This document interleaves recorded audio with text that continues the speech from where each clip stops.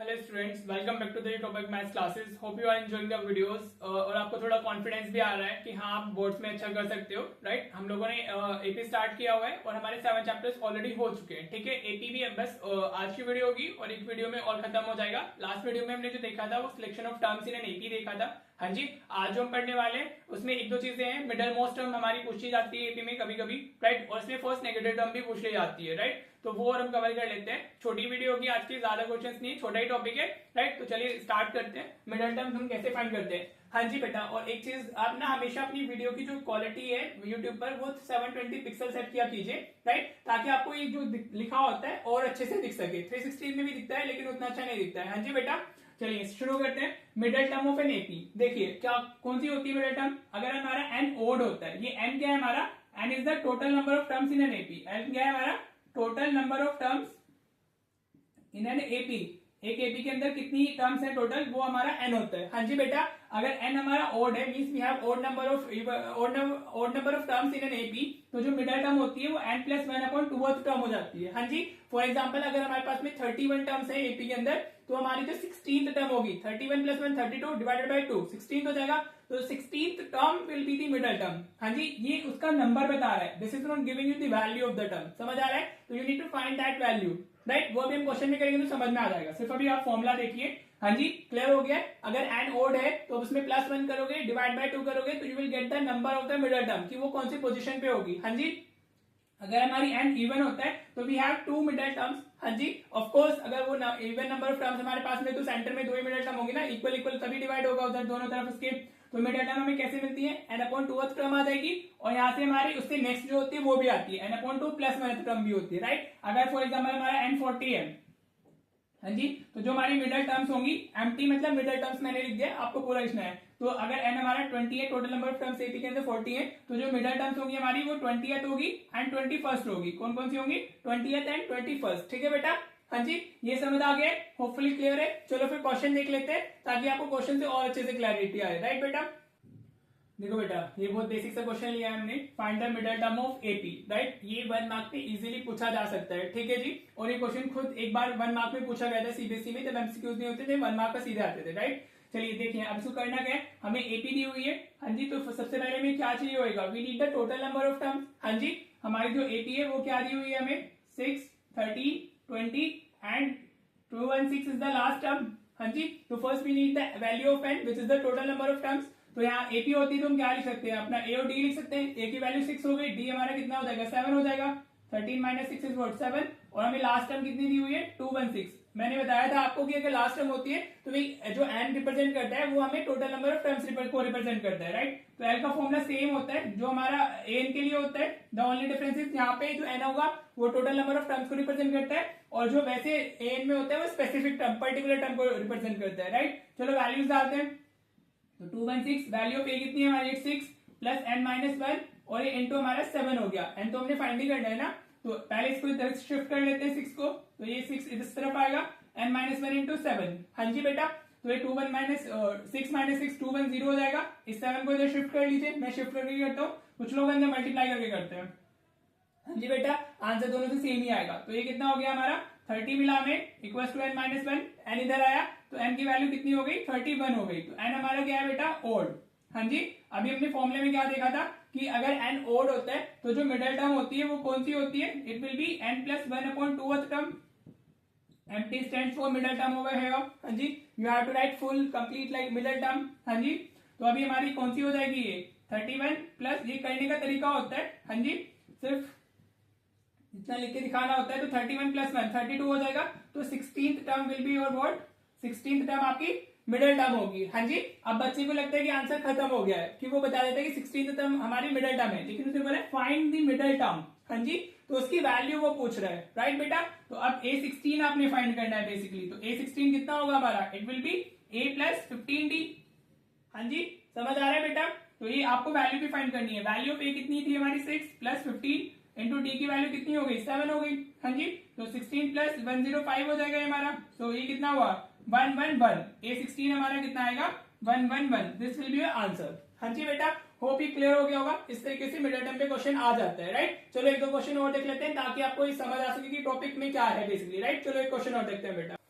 Alright बेटा, देखिए question मैंने ये लिया है। हाँ जी, इसमें क्या है हमारा, ये भी मिडिल टर्म का कॉन्सेप्ट इसमें यूज होना होगा, तो इसलिए मैंने लिया है ताकि आपको मिडिल टर्म का कॉन्सेप्ट अच्छे से क्लियर हो सके। वो क्या कह रहा है, इन दिस एपी, आपको एक एपी दे दी गई है, आपने प्रूव करना है सम ऑफ मिडिल टर्म्स, उसने ऑलरेडी मिडिल टर्म्स बोला है, तो यहाँ पर एन हमारा इवन आएगा, मींस दो मिडिल टर्म हमारी मिलने वाली है हमें, right, is equal to the sum of first and last term, right, first term हमारी 1 है और लास्ट टर्म हमारी 415 है, तो जो मिडिल टर्म्स का सम है that should be what, it should be हमारा इक्वल टू द 416, वो समझ में आ रहा है, फर्स्ट टर्म या लास्ट टर्म। हाँ जी, चलिए करना कैसे, सबसे पहले आपको मिडिल टर्म्स चाहिए होंगी, तो आप सबसे पहले अपना एपी लिख लीजिए।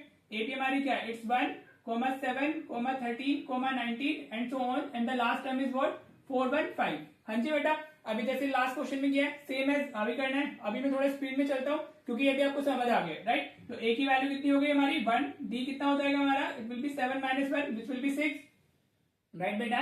और ये हमारा कितना है, हमारा लास्ट टर्म इज 415। हाँ जी, अब हम लास्ट टर्म का फॉर्मूला यूज करेंगे। क्या होता है लास्ट टर्म के लिए formula, a plus n minus 1 into D. हाँ जी, देखो ये तो अगर मिडिल टर्म फाइंड करनी है तो आपको टोटल नंबर ऑफ टर्म्स तो पता ही होनी चाहिए, क्वेश्चन में डायरेक्टली अवेलेबल है तो बहुत बढ़िया। एपी की फॉर्म में गिवन है तो इस तरीके से हमने फाइंड करना है। हाँ जी, तो एल हमारा 415 हो गया, ए की value 1 plus n minus 1 into ये 6 हो जाएगा, राइट। अब इसको माइनस करेंगे, 1 इस तरह आएगा, इक्वल्स टू हमारा n माइनस 1 इंटू 6 हो गया। हाँ जी बेटा, क्लियर हो रहा है। तो ये 4 आ जाएगा और ये 6 इधर डिविजन में आएगा, तो इक्वल्स टू कितना हो जाएगा हमारा n माइनस 1 हो जाएगा। हाँ जी, अब आप इसको देखो मल्टीप्लाई कीजिए, कितना जाएगा हमारा 6 इज 36, ये 54 और 69 आएगा हमारा n माइनस 1। हाँ जी, तो अभी हमारा 1 को अगर आप इधर शिफ्ट करते हो तो n की वैल्यू कितनी आ गई, 70 आ गई, ये इधर जाएगा ना, 69 प्लस 1 70 हो जाएगा, तो इवन हो गया।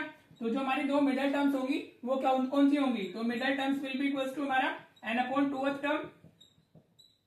हाँ जी, एंड हमारी कौन सी होगी, उससे नेक्स्ट होगी n upon 2 plus 1th term हमें लेना है, राइट बेटा, समझ आ रहा है। तो n अपॉन 2 कितना होगा हमारा, n इज 70, तो ये 35th टर्म हो जाएगी और एंड 36th टर्म हो जाएगी, वो से नेक्स्ट लेनी होती है ना, प्लस 1 लिखा हुआ है, तो you need to take 35th term and 36th term. ठीक है जी बेटा, अब आपको जो प्रूव करना है, टू प्रूफ में अगर हम लिखते हैं तो टू प्रूफ में हमारा जाएगा a35 plus a36 should be equals to first term and the last term. हाँ जी, समझ आ रहा है, a35 plus a36 should be equals to a plus last term. हाँ जी, अब ले लेते हैं, इसको करने का तरीका क्या है हमारा, अब हम पहले LHS ले लेते हैं। हाँ जी, टेकिंग LHS लिख लेते हैं हम लोग, क्योंकि प्रूफ करना है तो LHS और RHS लेना होता है आपने, राइट। तो LHS हमारी क्या है, a35 प्लस a36। हाँ जी, ये दोनों हमने फाइंड करनी है।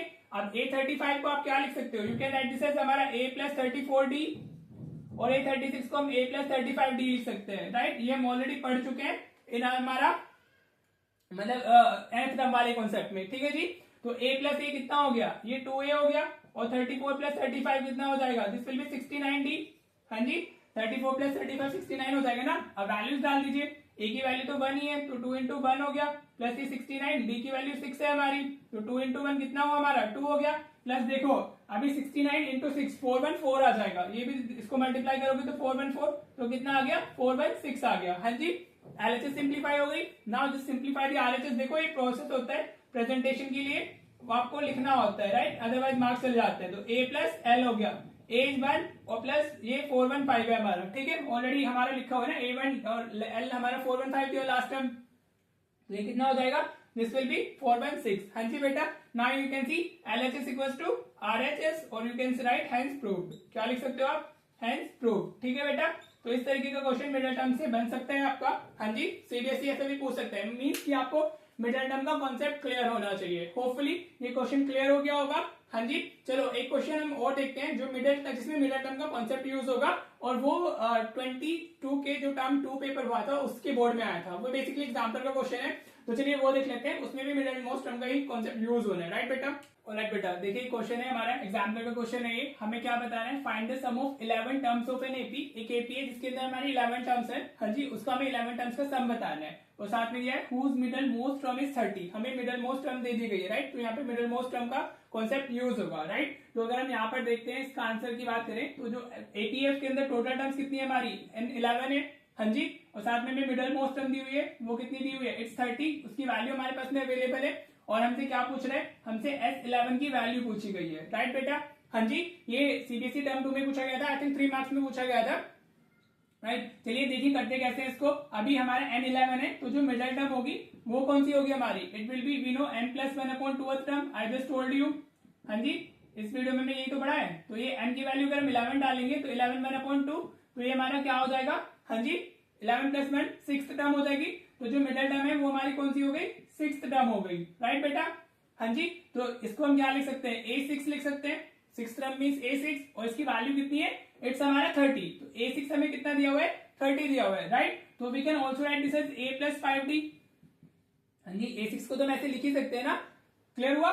जो मिडिल टर्म थी वो टोटल 11 टर्म से मिडिल टर्म हमारी 6 टर्म आएगी। 6 टर्म को हम A6 लिख सकते हैं जिसकी वैल्यू 30 दी हुई है, राइट। इतना समझ आ गया। अब लेट्स सी कि हमें फाइंड क्या करना है। S11 हमने फाइंड करना है। तो S11 के लिए फॉर्मूला पहले SN लिख लेते हैं। फॉर्मूला हमेशा लिखना चाहिए, अरे यार, it's n/2 in bracket 2a plus n-1 into d, this is the formula for SN हमारा। हाँ जी, तो अभी हमें क्या फाइंड करना है, S11 करना है। तो value of n is what, value of n is हमारा कितनी होगी, 11/2 इन ब्रैकेट हमारा 2a प्लस 11-1 कितना होगा यहाँ पर 10d हो जाएगा ये। Are you getting what I am writing. हाँ जी, ये बहुत इजी क्वेश्चन था। इजीली मतलब देखने में लगता है मुश्किल है, लेकिन ऐसा होता नहीं है एक्चुअल में, ठीक है। तो कभी भी क्वेश्चन से डरना नहीं चाहिए बेटा जी, राइट। अब अगर हम 2 अंदर से कॉमन ले लें तो हमारा क्या मिलेगा, इट विल बी A+5D हमें मिल जाएगा। समझ आ रहा है। हाँ जी, तो 2 से 2 कैंसिल हो गया। तो S11 हमारा कितना हो गया, इट्स 11 इंटू, अब देखो A+5D की वैल्यू आपको डायरेक्टली अवेलेबल है। A+5D is what 30। तो A+5D इस पूरे की वैल्यू को आप 30 से रिप्लेस कर सकते हो, राइट। हाँ जी, ये एरो इन ब्रैकेट मत बनाया कीजिए आप लोग। हाँ जी, ये मैं समझाने के लिए आपको बता देता हूँ। तो S11 की वैल्यू कितनी आ गई, 330 आ गई, राइट बेटा। देखो कितना इजी क्वेश्चन था। और ये 3 मार्क्स में 3 या 2 मार्क्स जो भी मिला है वो है, उसमें आपको इजीली इसके पूरे मार्क्स मिल सकते हैं, ठीक है। कॉन्सेप्ट आपको मिडिल टर्म का आना चाहिए, राइट बेटा। तो मिडिल टर्म से ऐसे क्वेश्चन बन जाते हैं हमारे, राइट, ठीक है जी। तो हमारा मिडिल टर्म कंप्लीट होता है। अब हम इसमें अपना नेगेटिव टर्म की ओर बात कर लेते हैं। वो हम डायरेक्ट क्वेश्चन से समझते हैं, कभी कभी नेगेटिव टर्म पे भी क्वेश्चन आ जाते हैं, राइट बेटा। And we will be ending this video उसके बाद में, ठीक है जी। चलिए देखते हैं वो वाला क्वेश्चन।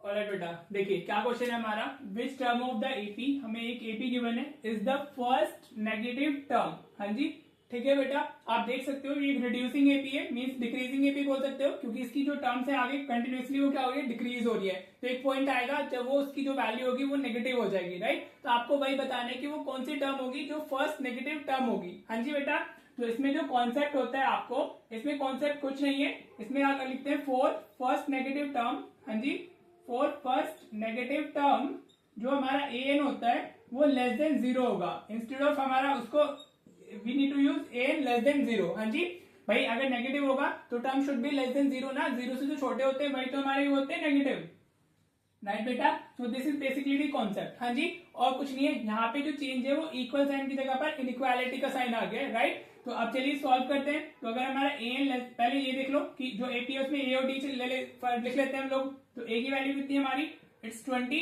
हाँ जी, और d कितना होगा हमारा, ये 19। 1/4 माइनस 20 कितना मिलेगा आपको, चलो करो बेटा। ये 75/4 माइनस 20 हो जाएगा। हाँ जी, sorry this will be 77 minus 3/4 होगा ना वो, ठीक है। हाँ जी, और -20 अपॉन में 1 लिखना है। तो ये कितना हो जाएगा हमारा 77 माइनस 80 डिवाइडेड बाय 4 हो जाएगा। तो ये आंसर विल बी -3/4। डी की वैल्यू कितनी आ गई हमारी, -3/4 आ गई। हाँ जी, अब हमें करना क्या है, नेगेटिव टर्म के लिए हम a लेस देन 0 लेके चलते हैं। हाँ जी, ये आ सकता है क्वेश्चन 2 मार्क में इजीली आ सकता है, या फिर एमसीक्यूज में भी आ सकता है, ठीक है जी।